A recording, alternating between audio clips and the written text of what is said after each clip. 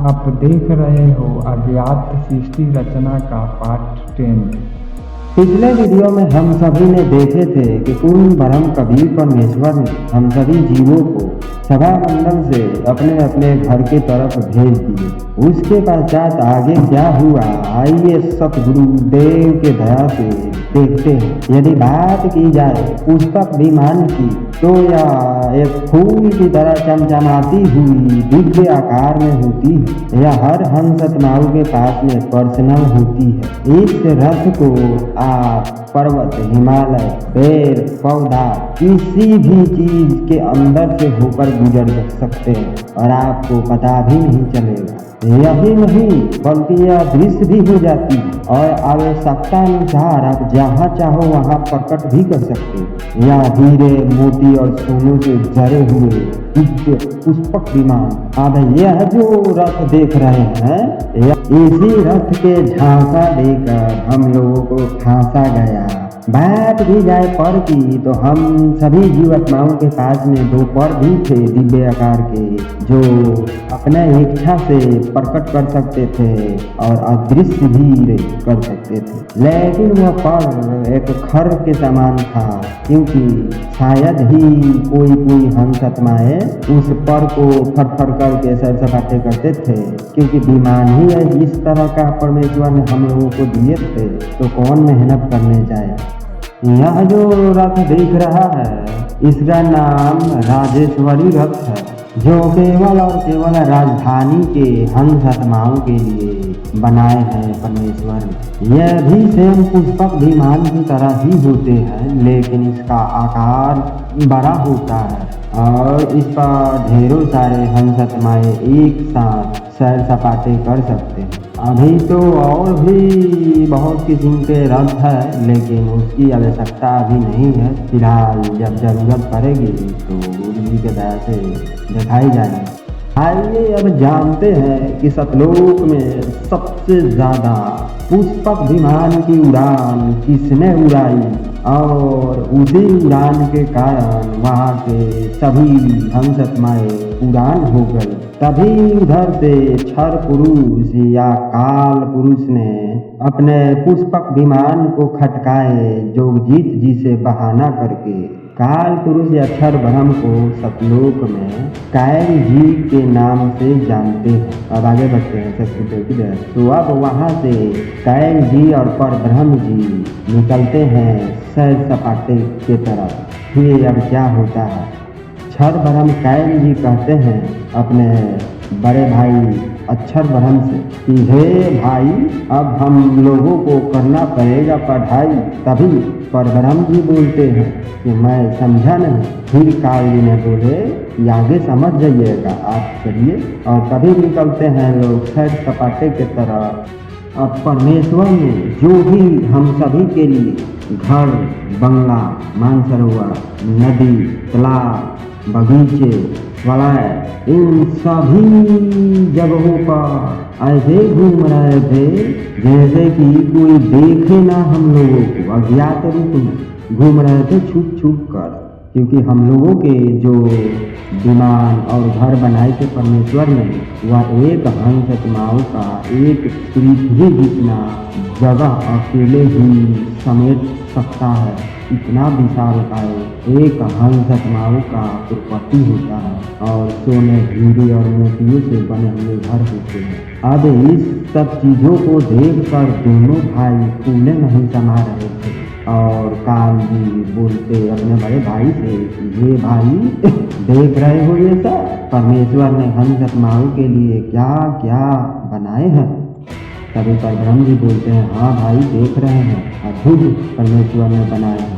जो बात किए जाए आपके प्रॉपर्टी की, सतलोक की, तो 3-3, 4-4 जगह आपकी बड़े विशाल काय घर और बंगले जड़े हैं सोने, हीरे और मोतियों से, जो सिर्फ और सिर्फ एक भगत और भगतमती की जिम्मे रहती है।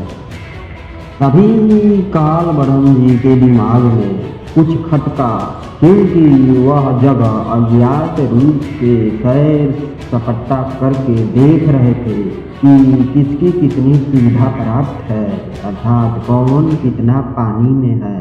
तभी पाए कि हमको तो परमेश्वर कुछ भी समझ रहे हैं। तभी पर ब्रह्म जी से वार्तालाप करते हैं तो वह बोले, हम लोगों तो कुछ कर भी नहीं सकते, तुम ही बताओ क्या करें, क्योंकि ये बात तो मुझे भी खतक रही थी। तभी काल ब्रह्म जी महाराज अपने विमान को आकाश मंडल में रोकते हैं और वार्तालाप होती है दोनों के बीच। आइए देखते हैं। हे कैल जी, आप अचानक विमान क्यों रोक दिए? तभी कैल जी बोलते हैं, देखो बड़े भाई, हम दोनों को अब करना पड़ेगा लड़ाई। पर ब्रह्म जी बोलते हैं, मैं कुछ समझा नहीं, कृपया विस्तार पूर्वक बताएं। तभी काल ब्रह्म बोलते हैं कि मैं एक तरकीब निकाले हैं, उसमें मेरी सहायता करो, सब बात बनेगी। फिर परब्रह्म बोलते हैं कि बताओ क्या बात है। फिर काल ब्रह्म बोलते हैं, देखो मैं हठ योग करने जा रहा हूँ, तुम भी चलो। और परमेश्वर जब पूछेंगे कि तुम लोग तप क्यों किए, तो बताया जाएगा कि हम लोगों के लिए जो जगह मिली है वह अपर्याप्त नहीं है। तभी परब्रह्म जी बोलते हैं, अरे क्या बात है, तुमने तो कमाल कर दिया, लेकिन मैं हठ योग अभी तुम्हारे साथ नहीं कर सकता, क्योंकि परमेश्वर सोचेंगे कि दोनों ने फलानी करके ऐसा किए हैं जो उचित नहीं है। पर ब्रह्म जी ने आइडिया लगाकर अपना पल्ला झाड़ लिए कि पहले देखते हैं कि कैल जी को क्या होता है, इसके बाद मैं करेंगे। अब काल जी बोलते हैं, हाँ सही बोल रहे हो भाई, ऐसा करते हैं कि मैं जाता हूँ अब तपस्या करने और तुम जाओ। अब कैल जी का प्रथम तप आरंभ होती है। तभी परब्रह्म जी बोलते हैं कैल जी से, हे कैल जी, आप लगाओ चतुराई और अब हम लेते हैं आपसे विदाई। और उधर परब्रह्म जी निकलते हैं। परब्रह्म जी को एक तरफ डर भी था कहीं पीछे ना रह जाए मैं, और एक तरफ सोचते थे कि कहीं जी का दुर्गति न हो जाए। तो अब इधर परब्रह्म जी असमंजस में पड़ चुके थे। तभी वो जैसे तैसे करके परब्रह्म जी जाते हैं जोगदीप जी के पास, और फिर जोगदीप जी पूछते हैं कि आप अकेले क्यों आए, कैल जी कहाँ हैं? तो वो सारी बातें उनको बताते हैं। तभी फिर वहाँ पर जोगदीप और परब्रह्म जी समझाने बुझाने के लिए कैल जी को आते हैं, लेकिन बात नहीं बनी और फिर यहाँ से दोनों रिटर्न हो जाते हैं, क्योंकि कैल जी तपस्या में अब लीन हो चुके थे और उनकी तपस्या भंग करके किसी और तरह की मुसीबत खड़ा नहीं करना चाह रहे थे जोगी। तभी वहाँ से चले गए।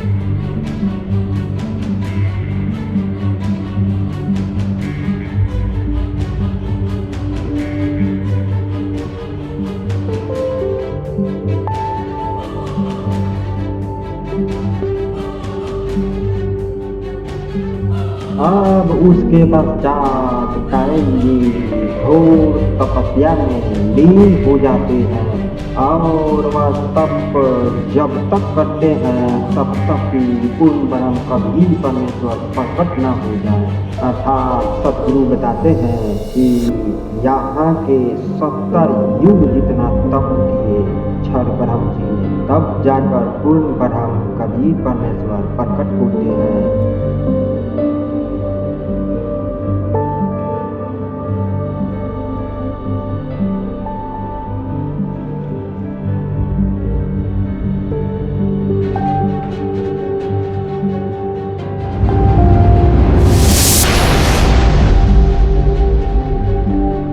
तभी परमेश्वर वहाँ प्रकट होते हैं और कैल जी से पूछते हैं कि है कैल भूत, इतनी घोर तप क्यों किए हो तुम? मुझे बताओ। तभी कायल जी जागते हैं और बोलते हैं, हे परमपिता परमेश्वर, कृपया दया करें मुझ पर। आप जो मुझे रहने के लिए निवास स्थान दिए हैं वह मेरे लिए पर्याप्त नहीं है। कृपया मुझे अलग से स्थान दे, मैं इसीलिए तप किए। तब परमेश्वर ने अपने वचन शक्ति से 21 ब्रह्मांड को एक गोले आकार में प्रकट करके और कायल जी को प्रदान करते, जो इस प्रकार है।